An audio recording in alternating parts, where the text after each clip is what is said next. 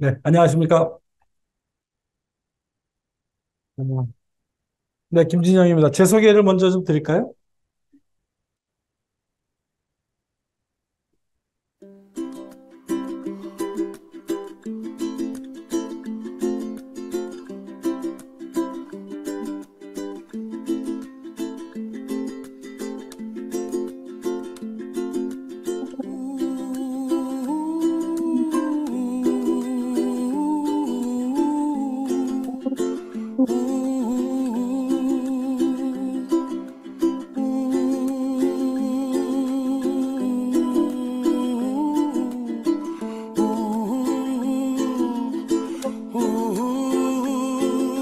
Somewhere over the rainbow, way up high,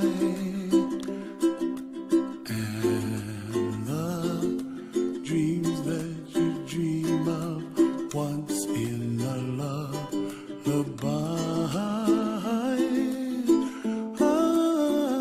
Oh, somewhere over the rainbow, bluebirds fly,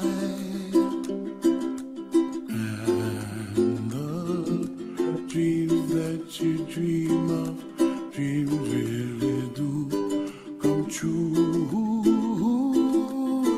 Ooh, someday you wish upon a star, wake up where the clouds are far behind.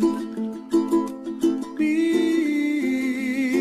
where trouble melts like lemon drops, high above the chimney top. That's where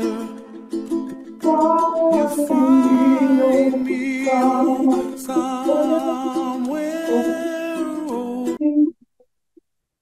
over the rainbow, bluebirds fly, and the dreams that you dare to, oh why can't well, I see trees of green and red roses too. I'll watch them bloom for me and you, and I think to myself, what a wonderful world.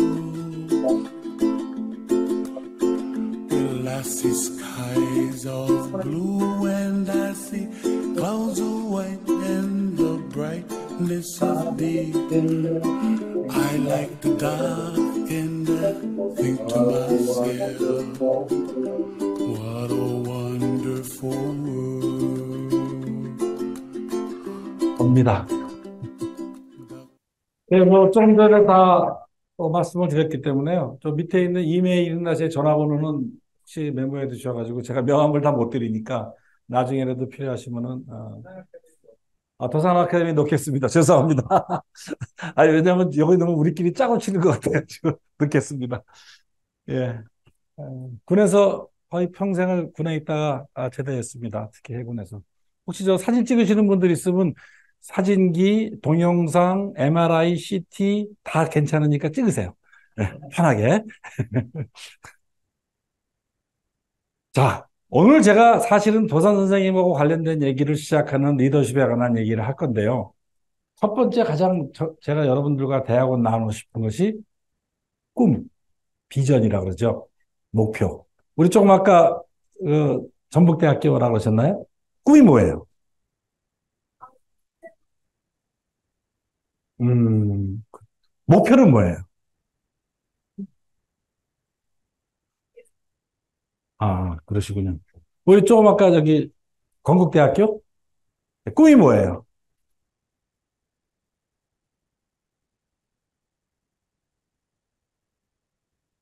목표는? 지금 제가 사실은 대학원에서 여러 군데 강의를 많이 하고 있는데요. 우리 시대가 지금 굉장히 어떤 면에서 벽에 부딪히는 게 뭐냐면은 꿈의 실종 사태가 벌어지고 있어요. 내가 사는데 꿈이 뭔지를 잘 모르겠어요. 그런데 어떤 경우에 목표는 있는데 꿈이라는 개념에 들어가지를 못해요. 한번 생각 한번 해볼까요? 자, 목적, 꿈, 뭐 이걸 여러 가지로 표현해요. 꿈인데 목적이라고 해요. 골이라고도 하고 비전이라고 보통 얘기를 합니다. 저기 노인 두 분이 운동을 하고 있어요. 또 이 뚱뚱한 남자가 운동을 하고 있죠. 우리가 인체 활동을 하는 거에 대한 비전, 내가 왜 운동을 하고 단련을 하느냐는 뭐냐면은 하나의 비전은 건강하게 오랜 삶을 살기 위한 거죠. 그런데 이 사람이 살을 빼는 운동을 하는 것은 나는 여기서 10kg를 감량을 해야 되는 목표인 거예요. 이 사람의 궁극적인 비전은 뭐예요? 건강하게 오래 사는 것이고, 현재로서 내가 설정된 목표는 체중을 10kg 감량하는 이런 개념이죠. 그러니까 비전과 목표를 구분할 필요가 좀 있다는 거예요, 우리 삶이. 100대 기업의 비전입니다. 꿈, 삼성전자, 미래에 대한 영감, 새로운 미래 창조, 뭐 현대자동차, 파트너 인 에브리웨이 등등등. 상당히 그 100대 기업이 내건 비전이 추상적이죠. 저게 뭐 어떻게 손에 잡히는 게 아니죠. 그게 비전이에요. 비전은 딱 손에 잡히는 게 아니에요. 뭐예요? 미래에 대한 구상, 미래상. 목적, 비전을 달성해가는 과정에서 끊임없이 내 삶의 지침을 제공해주는 영속적인 에너지원이 뭐예요? 비전인 겁니다. 그래서 이런 주요 기업들이 내세운 비전들이 뭐 하겠다는 거지? LG전자, Innovation for Better Life. 더 나은 삶을 위한 혁신. 뭔지는 구체적으로 모르죠. 그렇지만 더 나은 인간의 삶을 위해서 꾸준히 혁신하는 기업이 우리의 비전이야. 라는 비전을 주는 것. 아까 우리 젊은 학생이 정확하게 아직 꿈을 나는 잘 모르겠어요. 어떻게 보면 맞는 말이에요. 왜? 우리 사회가 현재 비전을 묻지를 않아요. 내 스스로에게 질문을 던졌을 때도 내 스스로가 내가 왜 살지? 내가 무엇 때문에 존재하지? 라는 생각을 여러분 한 번쯤 해보셨나요? 대부분 분들이 잘 없어요. 비전이라는 것이 굉장히 중요한 의미를 가지고 있는데, 목적, 비전과 목표입니다. 비전은 상상 속에 그리는 미래의 이미지입니다. 이미지. 아, 나는 어떤 사람이 될 거야. 나는 학생들을 많이 가르칠 수 있는 역량 있는 교수, 교사, 이런 사람이 될 거야. 라든가, 나는 많이 병든 사람들을 내가 희생적으로 치료하는 그런 훌륭한 의사 같은 이런 사람이 될 거야. 라든가, 뭔가 어떻지만은, 근데 그게 목표일 수도 있지만은, 뭔가 내가 어떠한 이상형을 그리는 그런 것이 고울이고 비전이란 말이죠. 그런데 이 목표는요, 달성하고자 하는 바람직한 미래의 상태인 거예요. 나는 많은 아픈 사람을 위해서 도와주는 사람이 되겠어라는 비전이 있어요. 그런데 내 목표는 뭐예요? 나는 그래서 의사가 되고 싶어. 나는 그래서 간호사가 되고 싶어. 나는 그래서 요양사가 되고 싶어. 하는 목표가 생기는 거죠. 그러니까 비전이 올바로 형성이 돼야 나의 그 다음에 목표가 생겨나는 겁니다. 한 번쯤은 생각을 해보셔야 됩니다. 왜? 자칫 지금 우리 사회가 비전 상실한 상태에서 목표만 가지고 사는 삶을 살기 때문에 그렇습니다. 나는 어느 대학에 갈 거야. 이게 마치 비전으로 착각하고 있어요. 나는 이 회사의 대표가 될 거야. 그게 비전인 걸로 착각하고 있어요. 그건 다 목표입니다. 목표는요, 달성된 이후에 내가 무엇을 해야 하느냐가 비전이 되어야 되는 거예요. 내가 어느 대학에, 유명한 대학에 어디에 들어갈 거야가 목표는 되지만 그 이후에 내가 뭐를 이루기 위해서라는 질문에 답이 나와야 돼요. 뭐 영어로 쭉 썼는데 중요한 단어는 뭐냐면 방법에서 measurable of tangible. tangible이라는 건 뭐예요? 잡을 수 있는 거, 잡을 수 없는 거. 비전은 잡히는 게 아니에요. 손에 잡히는 게. 구름 같은 거예요. 목표는 텐저블이에요. 구체적으로 이거다라는 거예요. 그래서 비전을요, 향한 현실적인 생각을 한번 적어보면은 나는 어떤 사람이 되고 싶어, 나는 어떤 인물이 되고 싶어라는 비전을 한번 적어보면 그 다음에 그거를 하기 위해서 뭐가 생겨요? 목표가 나오는 거예요. 위에 게 상실되고 목표만 적으면 안 돼요. 왜 그것을 해야 되기 때문에 뭐가 필요한지 목표를 세우는 거예요. 그리고 그 목표를 단계적으로 구체화시키면 뭐예요? 계획이 되는 겁니다. 그리고 계획을 자기가 차근차근 이행하다 보면 어느 순간에 비전 속으로 들어간다는 거예요. 한 번쯤은 우리가 생각을 해봐야 돼요. 이런 거를 제대로 실천한 분이 한 분 계시죠? 이런 분입니다. 도산 선생님의 목적, 꿈은 뭐냐면요. 나라의 자주성, 독립성을 인정받고 나라가 보호받는 거였어요. 그리고 세계평화. 그러니까 나라의 자주성과 독립성 인정으로만 끝나버리면 이게 목표일 수가 있는데 도산 선생님은 굉장히 큰 비전이 있었던 거예요. 그게 뭐예요? 세계평화와 인류 공영 실현, 그 대공주의라고 말씀하셨는데요. 엄청난 비전이 있는 거예요. 대한의 독립을 넘어서 글로벌한 그러한 꿈을 가지고 있었던 분이 바로 도산 선생님이고 그분이 비전을 가졌습니다.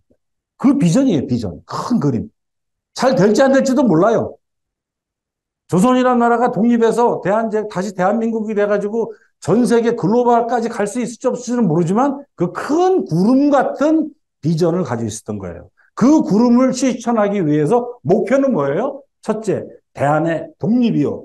두 번째, 다음 세대 청년의 인재를 양성하는 거였어요. 이게 목표였어요.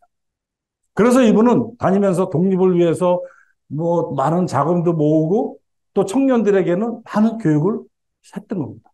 그리고 이 도산의 계획은 실천에 옮겨집니다. 그게 조직화, 체계화되는 거예요. 그래서 뭐 항일운동 단체 공익협회를 창설하고 신민회를 조직하고 홍사단을 설립하고 하는 등등등의 많은 노력들이 계획이 이루어지는 거죠. 그래서 비전과 목표와 계획에 대한 것을 한 번쯤은 도산 선생님의 리더십을 통해서 우리가 한번 느껴봤으면 좋겠다 하는 차원에서 제가 오늘 서두에 이 얘기를 한번 드려봤습니다. 그래서 한번 여러분들께서 한 번쯤은 오늘 집에 가시면서 내 비전은 뭘까? 나의 현재 당면에 있는 목표는 뭐지? 그리고 나는 어떤 계획을 세워나가야 될까? 라는 것을 아까 뭐 기업 대표하시는 분도 있고 한데요. 이런 분들일수록 더 그게 조직을 리드하시는 분이기 때문에 많은 생각을 하시겠지만 한 번쯤은 개인이 저도 매일 그런 생각을 해요. 나는 어떤 사람이 되고자 계속 이런 노력을 하는 걸까라는 내 스스로에 대한 질문을 많이 하거든요. 그런 질문 속에서 제가 답을 찾아나가는 게 목표를 세우는 거죠. 그리고 그 목표를 달성하기 위해서 계획이 이루어지는 거고요. 한 번쯤은 생각해 보셨으면 좋겠습니다.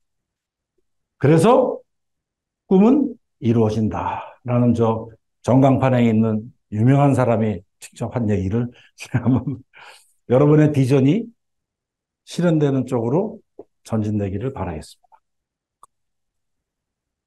자, 그래서 좀 더 이제 현실적인 리더십에 관한 얘기를 좀 해보려고 합니다. 도산 선생님의 어떤 생각과 이걸 바탕으로 해서 몇 가지 제가 실예를 들어서 설명을 할 건데요.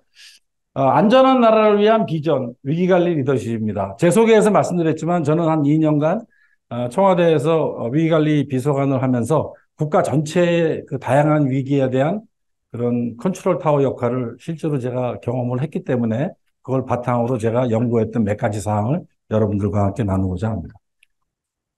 뭐, 이제 사회가 발전되면서 위기는 많은 형태로 변해요. 과거에는 위기하면 전쟁이었어요. 싸움이었어요. 그밖에 국가 위기라는 것이 총체적으로 전쟁이었는데 이제는 너무나 다양한 위기가 우리 전체 국민들의 생활의 안정과 국가의 위기를 만들어주죠. 그게 뭐냐면 테러. 그렇죠? 재해재난. 엄청나게 크죠, 저번에 다 단위가. 그다음에 국가기관 시설 파괴, 전염병, 코로나 같은 거.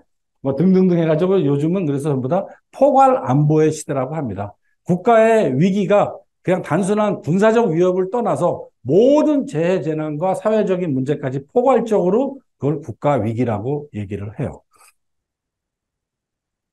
사례 연구와 교육의 중요성입니다. 이제 조금 더위가 한풀 갔어요. 여름만 되면 이 닭들도 위기관리 교육을 받습니다.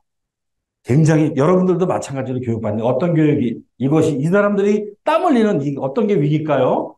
이런 게 이 사람들에게 이 닭들의 위기입니다. 이건 우리나라 닭들의 위기인데 미국 닭들은 이런 교육을 받는다 그래요.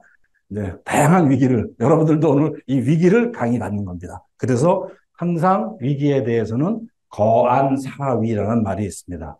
편안할 때 위기를 대비하라 이 소리입니다. 자, 재난의 위기, 재해 재난의 대응화. 참 심각하죠? 뭐 여러분 기억하실지 모르겠어요. 1995년에 삼풍 아파트. 이때 약 502명이 사망을 했어요. 세월호 사고, 뭐 최근에 있었던 거죠. 304명. 이태원 참사 159명. 또 대구 지하철 화재도 유명한 사건 중에 하나죠. 이때 192명. 이제 재난과 재해가 대형화돼 버렸어요. 지금 또 항상 논란이 되고 있는 거 있죠? 2011년 3월 11일에 동일본 지진이 있잖아요. 이 동일본 대지진 때문에 지금 일어난 현상이 뭐예요? 후쿠시마 오염수든 처리수든 뭐 여러 가지가 있어요. 하여튼 바로 이게 후쿠시마 앞에서 일어난 대형 지진에 의해서 지금까지도 10년이 지난 지금까지도 논란이 되고 있는 겁니다. 근데 우리나라도 과연 지진의 안전지대인가? 뭐 비근한 예로 2016년 9월 12일에 경주 포항 일대 지진 같은 경우도 큰 피해를 줬죠. 결코 우리나라도 이제 안전하다고 볼 수는 없는 것이죠. 또 한 가지는 이제 테러죠. 대표적인 게 이제 곧 닥치죠. 이제 9월 11일 2001년 9월 12일 뉴욕에서 역사상 최악의 테러가 발생을 했죠. 요건 뒤에 다시 또 좀 설명을 드릴 거예요. 그 다음에 이제 뭐 천안함 폭침이 2010년 3월 26일에 있었고, 뭐 프랑스 파리의 테러, 스페인 마드리드 테러 등등해서 세계 도처에서 굉장히 많은 테러가 또 우리의 안전을 위협하고 있습니다. 또 꼭 어떤 물리적인 테러만 있는 게 아니죠. 요즘 유행하는 사이버 테러가 중요한 거죠. 그죠? 가짜 뉴스 막 퍼날라서 확산되고, 막 그 국민들이나 이런 사람들이 심리적으로 요동을 하고, 또 북한 같은 경우는 또 비트코인, 뭐 암호화폐, 또 이렇게 절취해가지고 하는 그런 금융, 이런 것도 나타나고, 심지어는 이제 해킹으로 2016년에는 우리의 군사 작전 계획까지도 북한에 유출되는 이런 문제까지도 생기는 또 새로운 또 타입의 이 위기가 지금 닥쳐오고 있는 현실입니다. 그런데요, 이 모든 위기의 중심, 그 중심에는 이 위기를 극복하기 위한 현장 중심의 리더십이 존재해야만 한다는 것이죠. 했다라는 것이죠. 비근한 예로 하나 볼게요. 세월호죠. 세월호가 침몰할 당시에 가장 중요한 현장 리더는 과연 누구일까요? 현장이죠. 모든 군함이나 항공기는요, 캡틴, 그 사람이 모든 권한을 가지고 모든 조치를 할 수 있는 역량을 구비하고 해야 되는 거예요. 다른 사람의 책임 묻기 전에 모든 사람이 그 책임이에요. 그런데 한번 보시죠. 저 빤스바람으로 배가 다 침몰하기 전에 도망가는 저 남자. 선장이잖아요. 세월호의 실패는요, 저기서부터 시작된 거예요. 현장을 리드하고 현장을 관리해야 되는 가장 핵심의 현장 리더가 제일 먼저 거기를 탈출해버렸기 때문에 단 한 명의 사람이라도 더 구조하기 위해서 노력을 했습니다. 여러분들은 배를 안 타서 잘 모르시겠는데요. 이거 있죠? 이거. 하얀색 이거. 이게 뭔지 아세요? 이게 라이프 레프트라 그래가지고요. 배가 침몰하기 전에 저걸 자동적으로 다 분리시키면요. 저게 바닷물로 떨어져서 자동적으로 가스가 들어가면서 커다란 튜브가 생겨요. 한 20명 정도가 탈 수 있는 튜브가 형성이 되면서 그 안에는 사람들이 다 들어갈 수 있도록 모든 게 돼 있어요. 모든 선박은 이걸 다 가지고 있어요. 군함도 가지고 있어요. 군함도. 저거는 항상 저 숫자는 그 배에 타고 있는 사람의 숫자에 맥시멈의 숫자에 맞춰서 배 양쪽에 저게 달려 있습니다. 그러면 최소한 이 사람은 이거부터 빨리 분리시켜서 바다에 떨어뜨려서 사람들이 바닷물로 막 뛰어 들어와서 저기에 탈 수 있는 최소한의 기본적인 조치 자체도 하나도 안 한 거예요. 대부분 언론에 있는 기자들이 바다와 배를 모르다 보니까 저게 뭐 하는 건지 저게 왜 분리가 안 됐는지에 대해서 따지는 사람이 없더라고요. 저게 모든 선박이 군함들도 다 갖추고 있어요. 첫 번째 아주 좋지.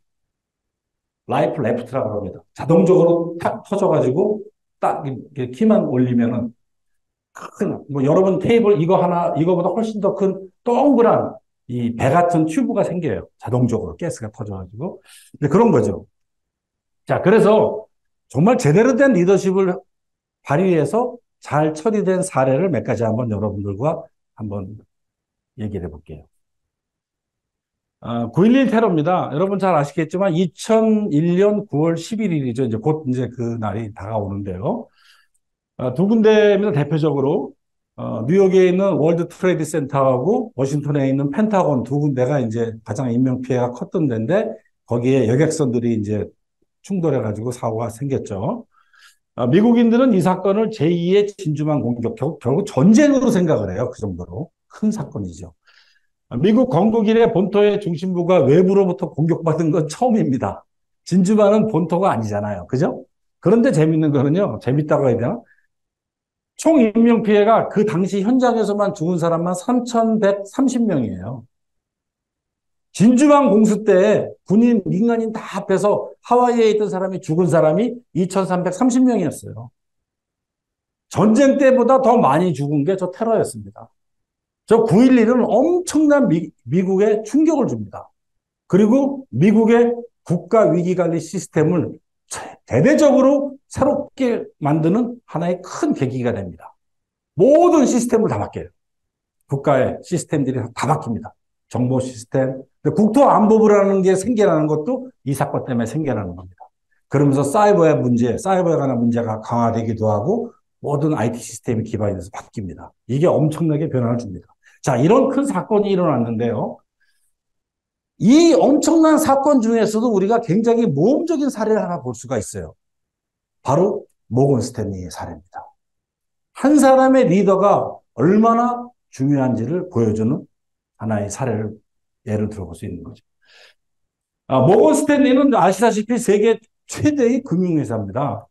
심지어는 뭐 예수님도 돈 없을 때 모건 스탠리에 와서 빌린다는 말까지 있어요. 제 말이 아니라 미국 사람들이 얘기해요. 그만큼 이제 그 금융의 그 중심에 있는 회사인데요. 월드 트레이드 센터 본사에 3,500명의 임직원이 상주를 하는데요. 9.11 테러가 일어날 당시에서는 2,500여 명이 44층에서부터 74층까지의 근무를 하고 있었어요. 그러니까 모건 스탠리의 본사가 거기에요. 거기 다 근무를 하고 있었겠죠. 그런데 당연히 9.11 테러 시에 한 30여 분 이내에 이 건물이 붕괴돼 버렸잖아요. 그런데 모건 스탠리는 전 직원이 한 30분 이내에 모두 저기를 탈출할 수 있었어요. 자, 44층에서 74층에서 근무하는데 엘리베이터 타고 내려왔을까요? 당연히 엘리베이터 못 타죠. 건물이 지금 파괴되고 있는, 불이 나고 있는 시점인데. 그럼 뭐예요? 계단으로 내려왔다는 거 아닙니까? 여러분, 63빌딩에서 계단으로 1층까지 내려오는데 시간 얼마나 걸리겠어요? 상상이 안 되죠? 그런데 이 모건 스탠리는 이걸 해낸 거예요. 그래서 거의 모든 실종자 10여 명을 제외하고는 모든 임직원이 안전하게 대피에 성공을 합니다. 모건 스탠리 직원들이 신속하게 탈출이 가능했던 이유는요. 1993년에 월드 트레이드 센터 지하에서 그 이슬람 그 테러리스트들이 폭발물을 설치한 사고가 있었어요. 그게 큰 사고는 아니었지만은 그때 그 사고를 계기로 해서 이 모건 스탠리의 안전 책임자, 그러니까 우리로 말하면 뭐 비상기획관 뭐 이 정도 되겠죠? 안전 책임자 이 사람이 새로운 개념의 위기 대응 매뉴얼을 만듭니다. 그래서 거기에 매뉴얼을 만들고 시스템을 구축해서 거기에 대한 대응 계획을 세우고 훈련까지 집행을 하게 돼요. 그 결과가 이제 8년 만에 발휘되는 거예요. 바로 이겁니다. 릭 레스콜라라는 사람입니다. 이 사람이 모건 스탠리의 안전 총책임자입니다. 이 릭 레스콜라는요, 9.11 발생 시에 뉴욕에 있는 항만 관제소에서는 무책임한 방송을 합니다. 무슨 이상한 사태가 벌어졌으니까 빌딩에 있는 사람은 전부 다 제자리에 지키세요라고 얘기를 하거든요. 방송이 나오는 거예요. 마치 세월호 때 무조건 안에 있으라는 소리하고 똑같은 무책임한 얘기를 한 거죠. 그때 이 모건 스탠리의 릭 레스콜라는 아니다. 이거는 빨리 조치를 해야만 되지 머물러 있으면 안 된다. 그래서 이미 모든 방송통신이 끊기고 하기 때문에 메가폰, 뭐 전화기 이런 걸 들고 전 직원들을 향해서 외치기 시작합니다. 그래서 이 외친 전화로 인해서 모든 직원들은 그 소리를 듣고 평소에 교육받은 바대로, 평소에 훈련된 대로 행동을 하기 시작합니다. 그래서 직원들이 머뭇거리는 직원들을 독려하고 안정화시키고 해서 모든 직원들이 그동안 몸에 익혔던 대로 걸어서 계단으로 30분 이내에 탈출에 성공을 하는 겁니다. 이게 위기관리 책임자가 사전에 대비하고 발생됐을 때 대응하고 하는 조치의 능력인 겁니다. 아무도 이 사람에 대해서 사장이든 부사장이든 임원들이 시비를 걸지를 못했어요. 그동안 훈련을 할 때도. 그래서 릭 레스콜라는 직원들이 다 대피했는데 몇 사람이 안 보인다 그래요.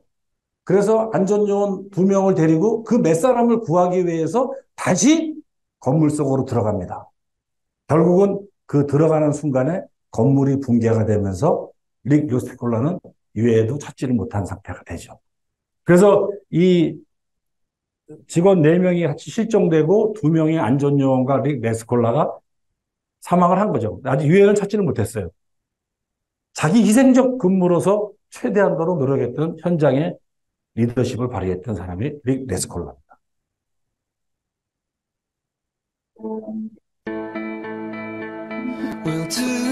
Ever imagine? 8:46 a.m., September 11th, 2001. American Airlines Flight 11 crashes into the North Tower of the World Trade Center. Over the intercom in the South Tower, authorities told everyone to stay put. They were safe where they were. Rescorla would have none of it and immediately started evacuating Morgan Stanley employees. He was everywhere that morning, reported to have been seen in a stairwell from the 10th to the 72nd floors, calmly and confidently encouraging his terrified co-workers down the stairs to safety.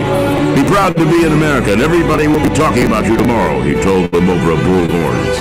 And as in Vietnam over 35 years earlier, he began to sing God Bless America, a defiant Cornish song. 우리가 요약을 해보면요. 이 릭 레스콜라는 위기관리 책임자로서 사전에 재난을 예측했고 거기에 대한 대비를 했다는 것입니다. 리더들이 갖춰야 될 가장 중요한 요소입니다. 예측하고 대비하는 겁니다. 그래서 최악의 시나리오를 상정해서 지속적으로 훈련을 시켜왔어요. 전 직원들을 대상으로. 그리고 조직원 교육 및 실제와 동일한 훈련을 반복했다는 겁니다. 8년 동안 매달 한 번씩 저 훈련을 했다는 거예요. 그동안 이 훈련에는 대표든 이사든 예외가 없었어요. 그동안 8년 동안 얼마나 불평들을 많이 했겠어요. 바빠 죽겠는데 무슨 훈련이냐고. 그러나 8년 후에 전 직원을 살리는 그러한 계기가 된 겁니다. 훈련의 중요성은 뭐냐면요. 머리로 익힌 거는 잊어버리는데요. 몸으로 익힌 거는 쉽게 잊어버려지지가 않습니다. 몸이 하던 대로 움직이게 돼 있는 거예요. 그 다음에 뭐예요? 위기 시에는 가장 침착하게 자기 희생적 근무를 한 사람이 바로 릭 레스콜라였던 겁니다. 최후까지도 직원을 보호하기 위해서 현장을 관리했던 현장의 리더십이었던 겁니다. 이 사람은요, 미국 예비역 육군 대령이에요. 원래 영국인인데 미국인으로 귀화해서 미국 그 일반 OCS 학사 장교로 들어와서 베트남전도 참전하고 어쩌고 하다가 미 육군 대령으로 제대해서 모건 스탠리의 안전 책임자로 부임하게 됐고 그 나와서 이렇게 돼서 현재는 미국에서는 굉장히 9.11의 영웅으로 칭호를 받는 상황입니다. 두 번째 에피소드인데요. Runway 4 clear for takeoff. Cactus 1549 clear for takeoff. I'll never get over how beautiful it is up here. Life's easier in the air.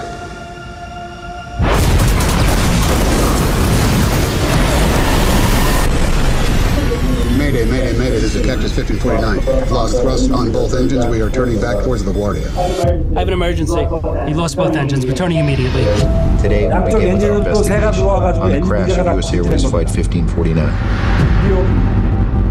Cactus 1549, if we can get it for you, do you want to try to land runway 고도가 13? 낮아서 다른 We are 공항으로 갈 unable. 수가 We may end 없는 up at the 상황. Hudson. This was not a crash.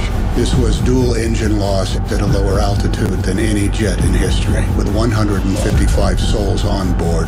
Cactus 1549, it's going to be left traffic, runway 31. Unable. Okay, what do you need to land? No one has ever trained for an incident like that. 1549, runway 4 is available. I don't think we can make any runway. What about over to our right? Off your right side is Teterboro Airport. Look, I'm sorry if you're frustrated, but our job is to investigate how a plane ended up in the Hudson River. I didn't get this wrong. Endangered the lives of all those passengers. Okay, you're scaring me now, Sully. You can land runway 1 Teterboro. We can't make it. Okay, which runway would you like at Teterboro? I've delivered 1 million passengers over 40 years, but in the end, I'm going to be judged on 208 seconds. We're going to end up in the Hudson. 허드슨강에 착륙하게 됩니다. I'm sorry, say again, Cactus? 지금까지 누구도 시도해보지 않았던 거예요. This is the captain. Brace for impact.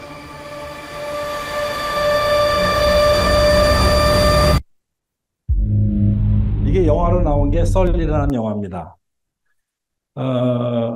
이때가 1월 달이에요. 얼마나 추웠겠어요? 강 위에 항공기가 착륙하는 것 자체도, 그러니까 육지에 착륙하는 것보다 물 위에 착륙하는 게 훨씬 더 어렵습니다.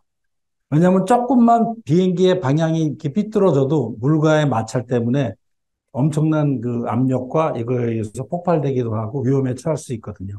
그런데 이 썰리, 슐렌버거인데요, 이름이. 썰리라는 기장은 너무 높은 고도까지 올라가기도 전에 버드 스트라이크, 새들이 그 엔진 속으로 들어오는 바람에 동시에 양쪽 엔진이 셧다운 돼버린 거예요. 그러니까 고도가 낮다 보니까 이게 다른 뭐 존 F 케네디 공항이라든가 다른 공항으로 가려고 그러다 보니까 건물들도 많고 하니까 오히려 더 위험에 처해지는 거죠. 비행기 승객뿐만 아니라 다른 제3의 피해자까지. 그러다 보니까 어쩔 수 없이 자기에 대한 강력한 믿음을 가지고 허드슨강을 선택한 겁니다. 체슬리 슐렌버거입니다. 현장 리더의 판단과 연기죠. 승객과 승무원 155명이 USA의 1549편으로 이륙한 뒤에 2분 뒤에 버드 스트라이크 정지되고 허드슨강에 착륙을 하게 된 겁니다. 굉장히 냉정한 판단을 한 거죠. 이것 때문에 이제 조사위원회 가서 조사를 다 받아서 최종적으로 이분이 판단이 옳았다고 결정을 해요.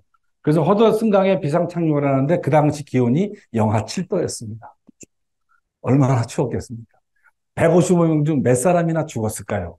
한 명도 죽은 사람이 없습니다. 한 명도 크게 다친 사람도 없었어요. 그래서 기장이, 근데 문제는 뭐냐면 이게 허드슨강에 이제 착륙되어 있는 장면인데요. 이게 9.11 테러하고 연관이 있어요. 9.11 테러 때에 그런 어떤 뉴욕시의 비상 위기관리망이 구축되어 있는 것이 부실하다는 걸 알고 전면적인 대개편을 하거든요. 그래서 바로 이 비행기 조종사가 허드슨강에 착륙하겠다는 그 관제탑에다가 보고를 한 이후에 관제탑에서 동시 발령으로 전 뉴욕에 비상 경계령을 내려요. 코드 레드를 쫙 내려버리니까 모든 병원, 그 다음에 허드슨강에 있는 모든 선박, 경찰, 소방, 모든 데가 비상 모드로 해가지고 허드슨강 주변에 쫙 흩갈려버려요. 그리고 허드슨강에 떠있던 모든 일반 선박들까지도 순식간에 좌우로 다 사라져버립니다. 그 비상 코드 발령 때문에. 그게 바로 위기관리 시스템이에요. 뭔지는 모르지만 일단 빨리 피해야 돼. 무슨 상황인지는 몰라. 피해놓고 나서 착륙을 하게 된 거죠. 착륙하자마자 피했던 모든 선박과 모든 이런 개인 허다못해 이런 조그만 보트들까지도 저 비행기 주위로 쫙 몰려드는 거예요. 그래서 비행기 승객들이 나오는 거를 다 받아내서 사람을 빼냅니다. 비행기는 침몰하고 있죠. 침몰하고 있는데 마지막 순간에까지 혹시라도 비행기 뒤쪽에 어떤 사람이 끼어가지고 못 나오는 사람이 있을까봐 저 조종사는, 슐렌버거는 2번이나 이 무릎 아래, 허리 아래로 들어가는 물을 감수해가면서 좌석을 2번이나 확인을 합니다. 그리고 최종적으로 아무도 없다, 이상이 없다는 걸 확인하고 제일 마지막에 비행기를 떠나게 되는 거죠. 그래서 155명의 모든 승객이 안전하게 비행기를 탈출할 수 있었던 겁니다. 아주 경미한 부상자밖에 없었어요. 현장 리더들의 리더십이 바로 이런 겁니다. 이 사람은 미 공군 출신이에요. 공군 F4 조종사로 베트남전에도 참전했다가 대위 때 제대해서 민항기 조종사가 된 대표적인 사례라고 볼 수 있죠. 시간이 많지 않기 때문에 짧게 하고 넘어갈게요. 요거는 제가 이제 청와대 위기관리센터장 할 때 일어났던 사건이라서 그때 제가 굉장히 관심 있게 이 사건을 지켜보고 많은 자료를 연구를 했어요. 그래서 제가 이제 이렇게 강의에 대해서 써먹는 건데 2010년에 일어났던 칠레의 지하 갱도 위기관리 사례입니다. 보시죠. Is that the only way in? 물론 이 영화 The only way in, the only way out. How much longer? About an hour.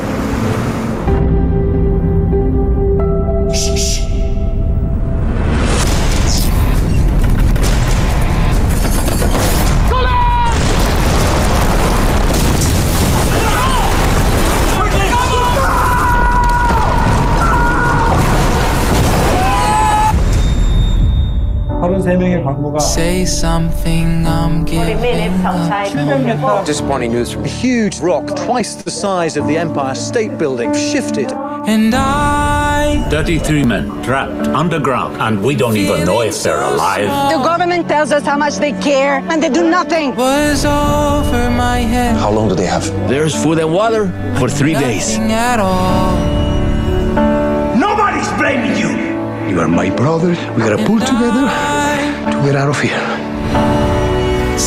We are running out of time. It's not a question of if it falls, but when. I'm not leaving without him. If that is our last supper. I quit! The last thing we need is these men dying with the whole world watching. 33 men on the ground. 300 mothers, fathers, brothers, sisters, and we are their only hope. Let's get ourselves some miners! I believe we'll make it out of here because I choose to believe it. All 33 of us. Say something, I'm giving. See you, old men. Out there. 이 엄청난 사건이 드라마틱하게 전개가 되면서 이게 영화로 만들어진 거예요. 실제로 실화를. 자, 이게 이제 작전명은 산로센소라는 작전명인데요. 2010년 8월 5일에 칠레 산호세에서 광산이 붕괴가 됩니다. 광부 33명이 700m 지하에 매몰이 돼버려요. 700m 엄청나게 깊은 데죠. 매몰 사고 후에 2주간은 생존 흔적을 찾지 못해요. 700m 지하에 갇혀 있는데 2주간의 흔적을 찾지 못한다 그러면 포기해야 되는 거 아닌가요? 광업부 장관은 이제 생존 가능성도 희박하다고 인터뷰까지 합니다. 그러다가 매몰 17일째 됐을 때 여기저기 드릴을 막 파는 거예요. 막 일단은 구멍을 막 뚫어보는 거야. 근데 한쪽 드릴을 딱 팠는데 거기에 그 33명이 모여있는 그 공간으로 그 드릴이 들어온 거예요. 그래서 거기에 있는 사람이 쪽지를 보낸 겁니다. 드릴에다가 쪽지를 씌워서 올려보냈는데 전원이 생존해 있다. 우리는 여기에라고 보내준 거죠. 그럼 그 공간 어디엔가 있을 거 아니에요. 그래서 이제 본격적으로 저 구조작전에 들어갑니다. 근데 말이 그렇지 700m를 사람이 어떻게 끌어올리겠습니까 이게. 여러 가지 하여튼 다양한 게 되는데 결국은 결정적으로 도와준 거는 미국이었어요. 바로 칠레에서는 이 국제사회에다가 자기들의 애로점을 호소했고 그 애로점을 모든 국제사회가 도와주는 걸로 막 해요. 심지어는 뭐냐면은 그 안에 있는 사람이 희망을 잃지 않기 위해서 희망의 메시지를 막 전해주는데 대부분의 이분들이 저 남미니까 캐더릭 신자잖아요. 그러니까 이제 교황께서는 그 묵주나 이런 거를 직접 본인이 축송해가지고 보내줘요. 그래가지고 드릴을 이용해서 그 사람들한테 보내줘서 그 희망을 잃지 않도록 해주기도 하고요. 또 이 사람들이 또 뭐 전부 다 레알 마드리드의 팬들이래요. 그래서 레알 마드리드에서는 그 유니폼을 또 보내주기도 하고 어쨌든 간에 언제 구조가 될지 모르기 때문에 그 사람들이 희망을 잃지 않도록 많은 노력을 합니다. 그리고 이제 마지막으로는 피닉스, 한 사람이 들어갈 수 있는 캡슐, 이거를 미 해군에서 만들어줘요. 잠수함 구조 기술을 적용해서 저 캡슐을 만들어서 보내주죠. 그래서 결국은 뭐 드릴 작업을 더 하고 뭐 여러 가지 그것도 다 미국이 도와줘요.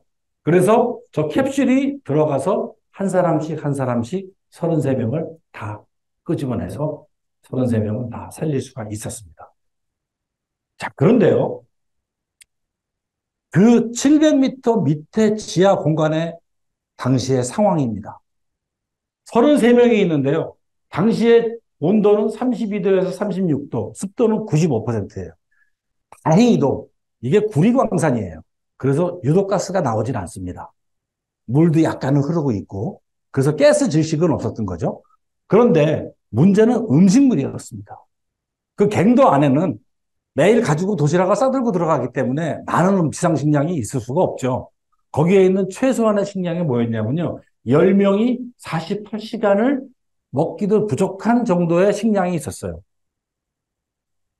물 10리터, 크래커 96통, 우유 16리터, 주스, 참치 통조림 등등등 해가지고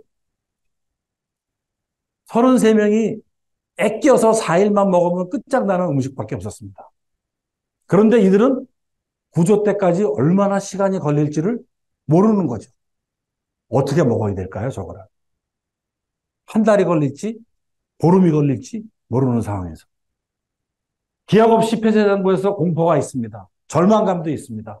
정신적인 불안정이 있습니다. 갈등, 다툼이 발생합니다. 바로 이럴 때 가장 눈에 띄게 나타나는 사람이 누굽니까? 현장 리더입니다. 리더십이 이럴 때 필요한 겁니다. 루이스 우르수아입니다. 작업반장입니다. 우리나라에서 전문 용어로 얘기하면 노가다 십장입니다. 이 사람의 뛰어난 리더십이 여기서 발휘가 됩니다. 이 우르수아는요, 절망을 희망으로 이끄는 리더십을 발휘합니다. 밑에 있는 사람들의 얘기하는 게, 야, 우리 지금 교대가 좀 늦어지고 있는 거야. 곧 교대자가 올 거야. 라는 그런 말도 안 되는 얘기를 하면서 위로를 하죠. 두 번째 중요한 건 뭐예요? 철저한 질서와 기강을 유지시키는 리더십을 발휘하게 됩니다. 왜? 장기화될 거기 때문에. 여기서 33명이 흩어지는 순간에 서로 물고 뜯고 우리 스스로 죽을 수밖에 없기 때문에 이거를 통제하기 시작합니다. 그래서 어떻게 돼요? 광부들에게 임무를 부여해요. 특성에 맞게. 야, 너는 성당에 나가서 굉장히 그 사제 옆에서 뭐 도와도 주고 뭐 하더라. 너는 기도 담당해. 아침에 일어나면 네가 기도하고 밥 먹을 때도 네가 기도하고 잘 때도 네가 기도해. 또 한 사람 딱 보니까 뭐예요? 야, 너는 맨날 무슨 뭐 메모하고 적는 걸 좋아하던데 너는 지금부터 모든 일을 하나하나 기록을 다 해. 또 한 사람은 뭐예요? 너는 꼭 하면 다리 흔들면서 그 엘비스 프레슬리 흉내내고 막 그랬었잖아. 너는 오락 담당이야. 뭐 애매할 때 네가 나와서 개다리 흔들면서 춤 한번 추고 노래 한번 불러. 알겠습니다. 또 뭐예요? 건강. 너 옛날에 간호보조원으로 병원에서 어디 뭐 알바 뛰었다면서? 그렇습니다. 네가 지금부터 우리 의료 책임자야. 네가 다 한 사람 한 사람 체크해가지고 나한테 보고하고 다 관리해줘. 또 뭐 기술. 야, 너는 원래 전기 기술자니까 불 깜빡깜빡 되는 거 네가 책임져. 33명 한 사람 한 사람에게 다 임무를 부여하는 거예요. 뭔가는 그들이 움직이게 만들고 생각하게 만들어주는 거예요. 무작정 넉넉히 그냥 그 뭐 있는 게 아니라. 두 번째는 뭐예요?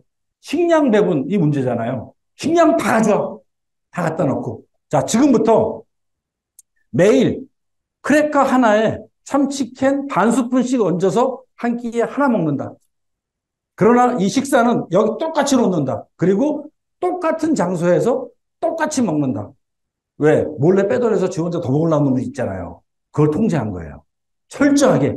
우리가 언제 구조될지는 모르겠지만 시간이 걸리지만 이거를 우리가 최대한도로 아껴서 먹어야 되기 때문에 최소한의 생존을 위해서 내가 이 계획대로 똑같이 분배하고 똑같이 먹고 같은 장소에서 같은 시간에 하겠다. 이걸 정해준 거죠.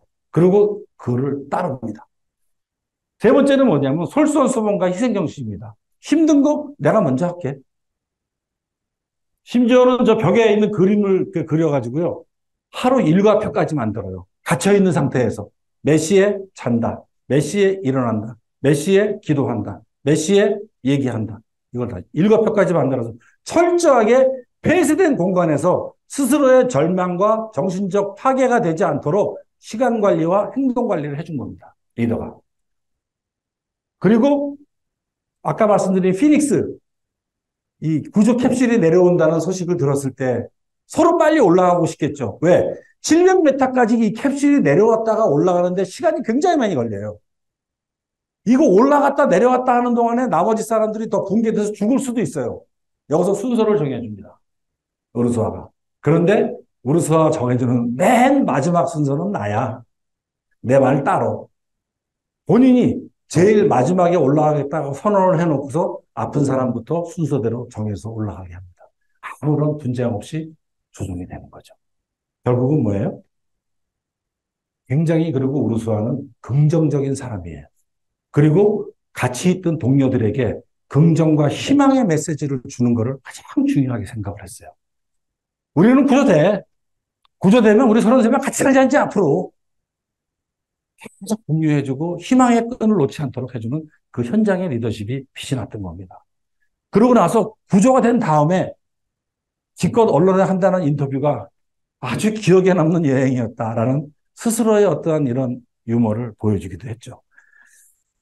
자, 이 칠레 재난 극복은 굉장히 우리한테 교훈점을 많이 줍니다. 첫째는 뭐냐면요. 지도자의 강한 의지 및 헌신적인 노력입니다.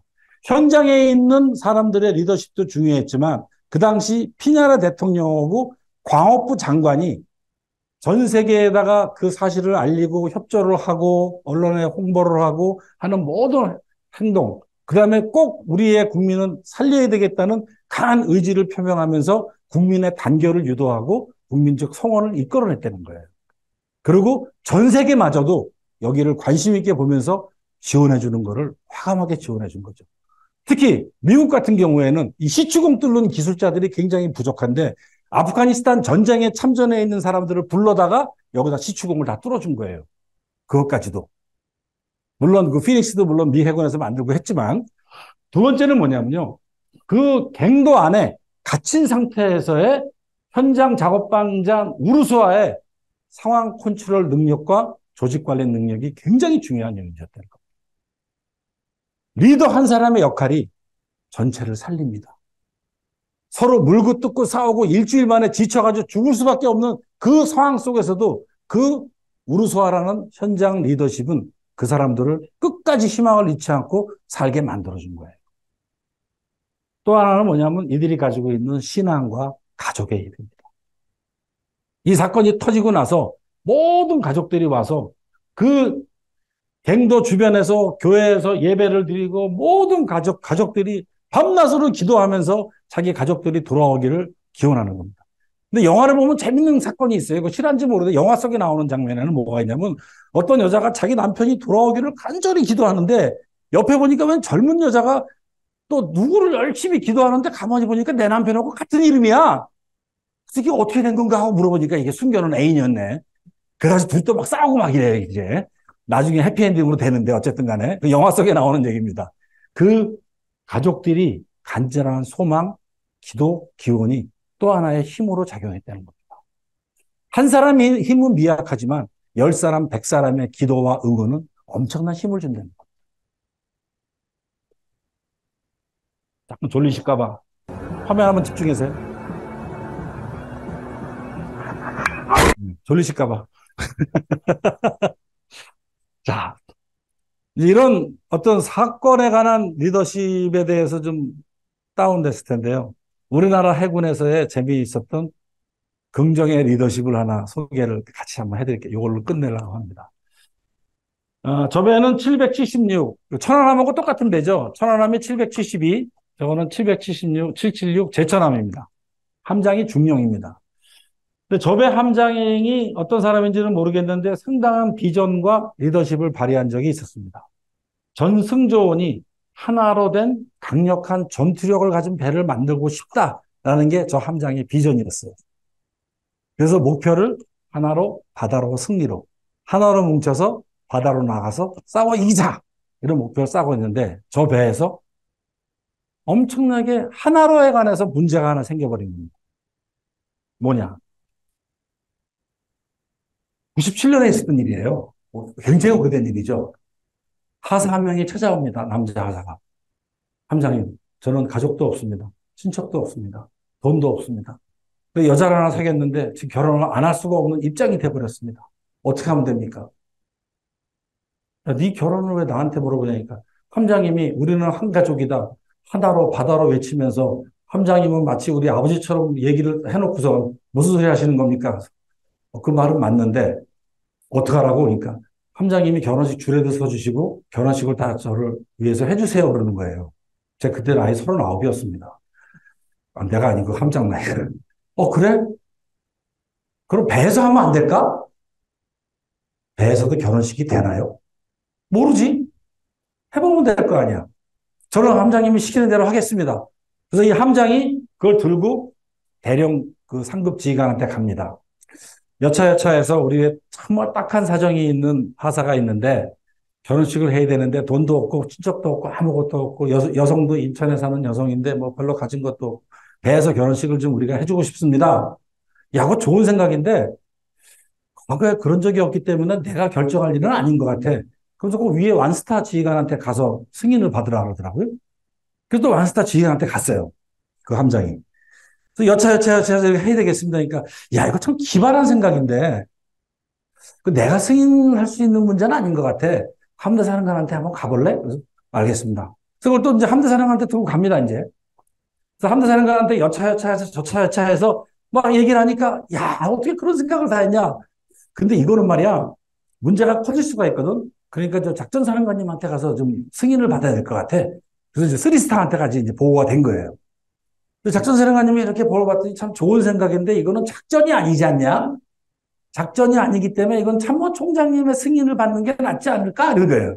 그리고 참모총장님한테까지 승인을 받으러 간 거예요. 별내한테까지. 참모총장이 이렇게 보더니 이런 게 다 있어? 중령이 하겠다는데 뭐 하라 그러지 뭐 이래 버린 거예요, 이게. 이게 문제가 이제 터져버린 거예요, 이게.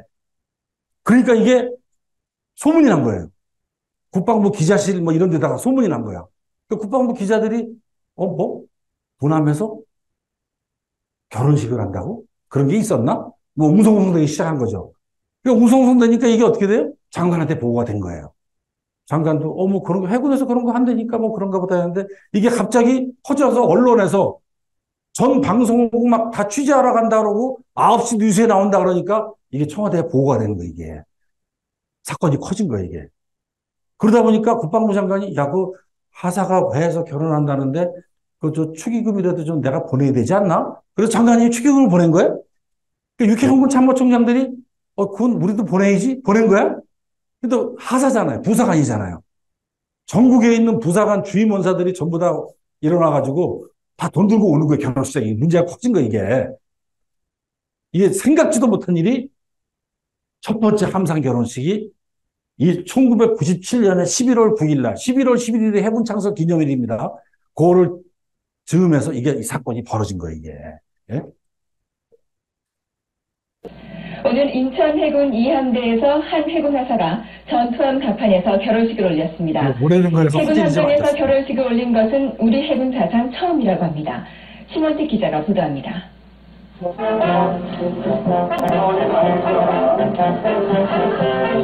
사관과 신부, 두분 갑판이지만 신부를 맞이하는 박하사는 모든 것을 다 얻은 표정입니다.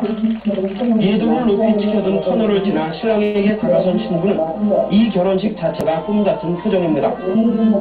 주례는 오늘 행사를 주관하는 이 배의 함장. 주례를 서기에는 아직 젊은 탓인지 신랑 신부보다 더 긴장된 표정입니다. 고대 그리스나 로마 등지에서 종교의식의 하나로 치러지곤 했던 함상 결혼식이 오늘 건군 이후 처음으로 해군 2함대 제천함에서 열렸습니다. 백수아 기자가 취재했습니다. 함상 결혼식의 주인공은 제천함에 근무하는 박감모 하사. 뜻깊은 주례는 함장이 섰습니다. 신랑 신부는 잔뜩 긴장해 있지만 행복한 표정을 감출 수는 없습니다.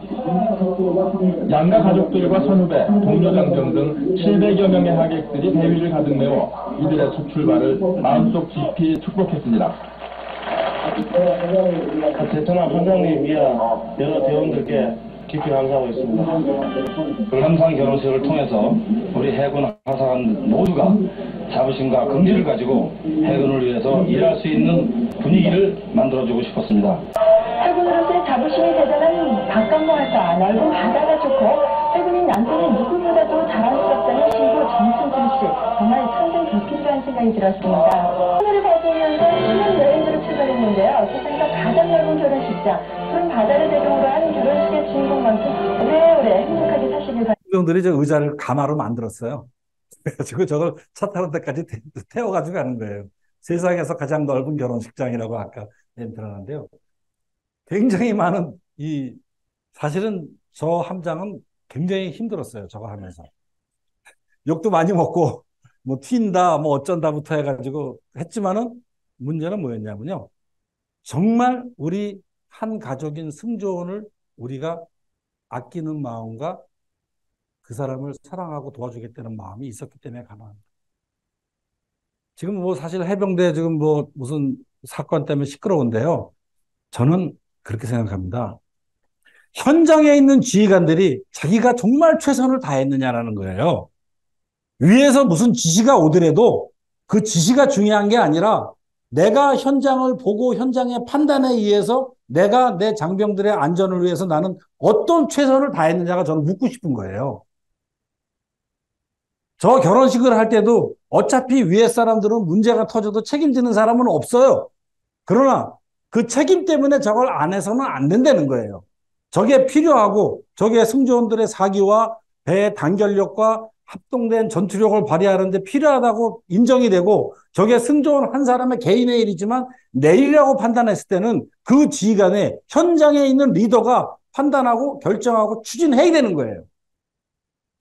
물어보는 건 어떻게 보면 요식행위예요.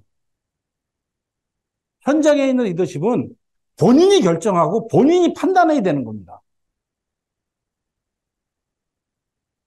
그 해에 저 배가 대한민국 해군의 최우수함이 됐어요.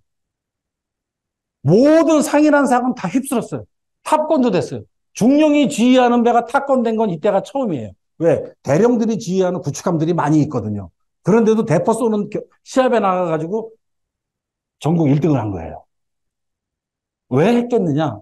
함장이 잘나서가 아닙니다.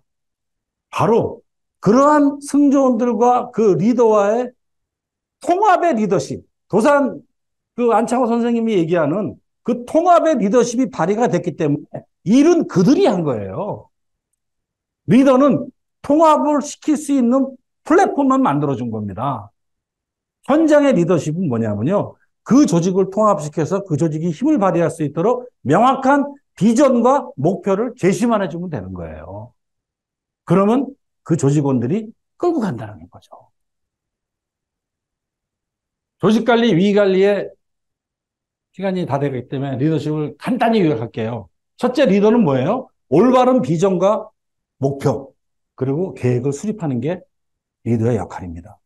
리더 스스로가 우리 조직이 어떠한 올바른 비전을 가져가야 되는지를 모르는 상태라면 그 조직원들이 뭘 어떻게 하란 말입니까? 그 비전 하에 구체적인 목표를, 자, 우리는 이런 비전을 가지고 있어요. 대한민국 전 세계에서 가장 글로벌의 영향력이 임팩트 있는 IT 기업을 만들고 있는 게 내 꿈입니다. 그래서 인류 사회에 공헌하고 싶습니다. 목표, 금년도 매출 1조 원 달성, 목표가 되는 거예요. 예? 매출 목표가 딱 나오면은 거기에 대해서 어떻게 할까? 부서별로 계획 잡아 해 나가는 게 그게 리더의 역할인 겁니다. 최악을 대비하는 게 리더입니다. 리더는 위기를 관리해 줄 수 있는 사람이 리더가 돼야 돼요. 리더십은 위기 때 나오지 평상시에 나오질 않습니다. 여러분 왜 군에서 이 별을 계급장을 스타로 붙여주는지 아십니까? 낮에는 별이 안 보여요. 다시 말해서 조직이 평온하고 안정적일 때는 리더가 보이질 않아요. 그러나 밤이 어두워지고 깜깜해지면 비로소 별이 보입니다. 왜? 그 조직은 그 별을 바라보고 가기 때문에 그렇습니다. 대낮에는 별을 안 봐도 돼요. 그러나 위기에 처해 있고 어둠이 왔을 때 그때 비로소 빛을 발하는 게 별이에요. 그래서 군에서 최고 계급에다가 막박에다가 별을 붙여주는 겁니다. 그런 역할을 하라고. 그 조직이 어려웠을 때 네가 별처럼 반짝반짝 너를 보고 따라올 수 있도록 행동하라고 계급을 별을 붙여준 겁니다. 세 번째는 뭐냐면요. 위기 관리를 위해서는 네트워크를 항상 구축해야 됩니다. 칠레의 사례도 봤고, 허드슨강의 민항기의 사건도 봤지만, 그 기본적으로 평상시에 깔려져 있는 네트워크가 위기 시에 발휘될 수 있도록 네트워크를 관리해 주라는 겁니다. 도산 안창호 선생님께서 필리핀으로, 중국으로, 어디로, 미국으로 다니면서 뭐예요? 네트워크를 구축한 거죠. 그 네트워크를. 네 번째는 뭐냐면 정직한 소통 체계를 유지해야 됩니다. 절대 리더는 함부로 약속해서는 안 되고 함부로 거짓말해서는 절대 안 됩니다. 밖에다가 거짓말을 할 수 있어도 내부에 있는 사람은 속일 수가 없습니다. 절대 못 속입니다. 그래서 정직한 소통 체계를 유지해야 됩니다. 마지막으로는 뭡니까? 긍정의 힘이 필요하고 희망, 믿음, 긍정의 힘. 이 5가지가 현장뿐만 아니라 리더들이 갖춰야 되는 요소인데요. 이거는 도산 선생님의 모든 사상 속에서도 이 내용이 유사하게 흐릅니다. 현장의 리더십이 얼마나 중요한지 한 가지 에피소드를 보도록 하겠습니다. 마지막으로. 왜 안 나오지, 동영상이? 예.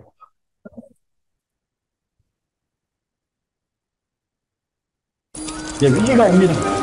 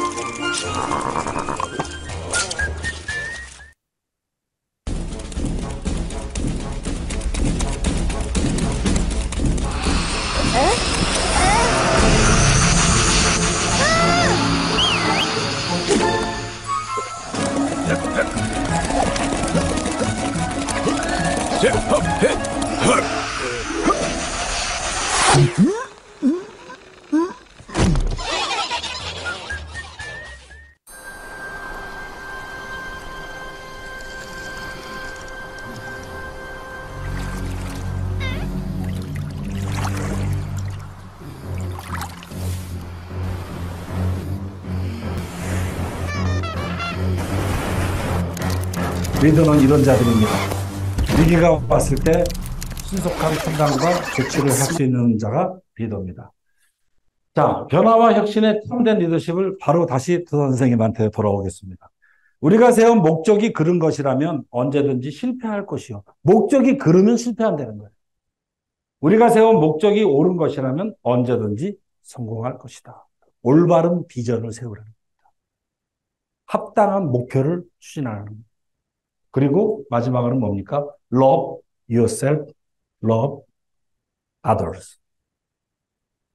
내 자신을 먼저 사랑하고 남을 사랑하고 나를 사랑하듯이 남을 사랑할 수 있는 품성이 갖춰져야 희생적 리더십이 발휘가 되는 겁니다.